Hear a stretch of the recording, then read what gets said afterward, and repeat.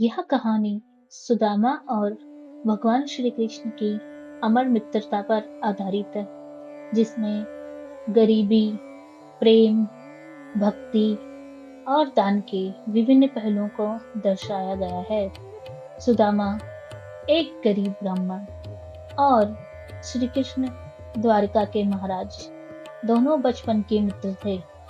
यह कहानी दर्शाती है कि सच्ची मित्रता और भक्ति कभी धन या बाहरी आडंबर पर आधारित नहीं होती, बल्कि प्रेम और समर्पण पर टिकी होती है।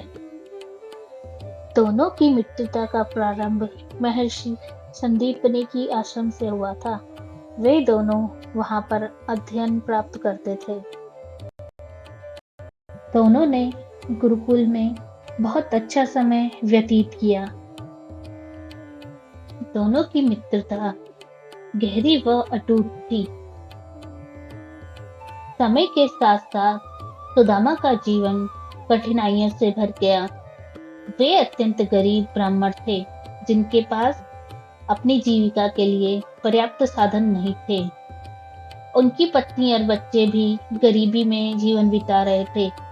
सुदामा का घर एक साधारण झोपड़ी थी और खाने के लिए भी मुश्किल से भोजन जुटा पाते थे।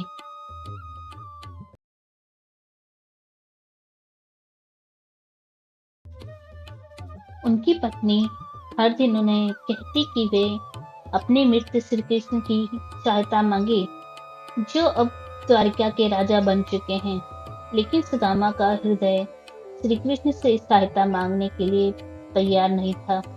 वे नहीं चाहते थे कि उनकी मित्रता पर कोई स्वार्थी छाया पड़े। कई दिनों की कठिनाइयों के बाद रामा की पत्नी ने उनसे आग्रह किया कि तुम्हारे बचपन के मित्र श्री कृष्ण अब द्वारका के राजा हैं। वे तुम्हारी मदद कर सकते हैं। कृपया उनसे सहायता मांगने जाओ।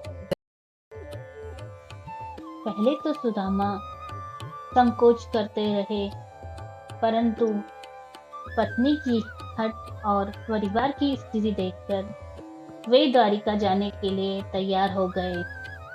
सुदामा के पास इतना धन नहीं था कि वे श्री कृष्ण को कोई मूल्यवान उपहार दे सके।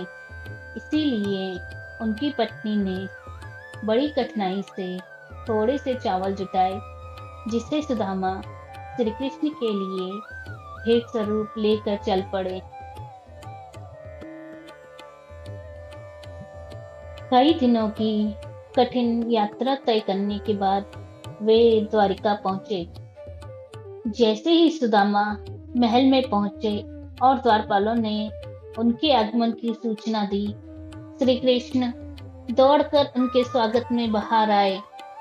श्री कृष्ण ने सुदामा को गले लगाया, उन्हें अपने सिंहासन पर बैठाया और उनके पांव धोए।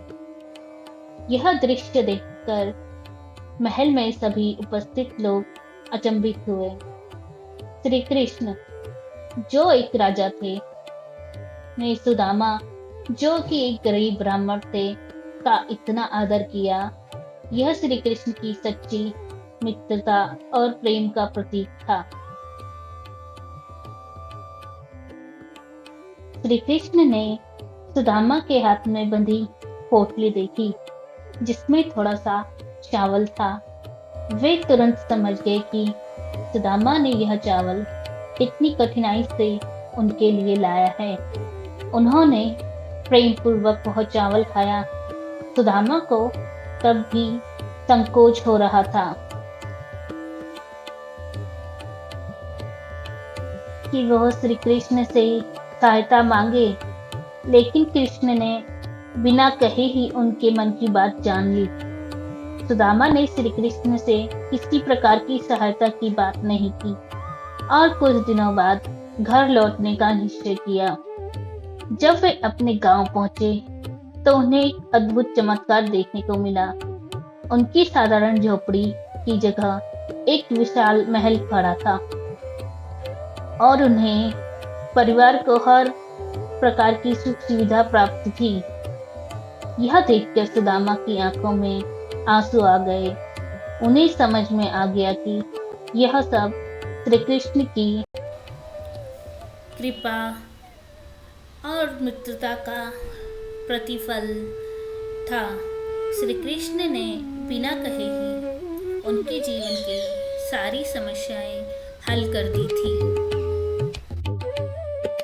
सुदामा और श्री कृष्ण की कहानी हमें यह सिखाती है कि जीवन में प्रेम, मित्रता और भक्ति सबसे महत्वपूर्ण है।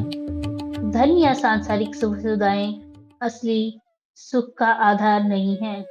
सच्चा सुख हमारे रिश्तों, हमारी भक्ति और हमारी निस्वार्थ सेवा में निहित है।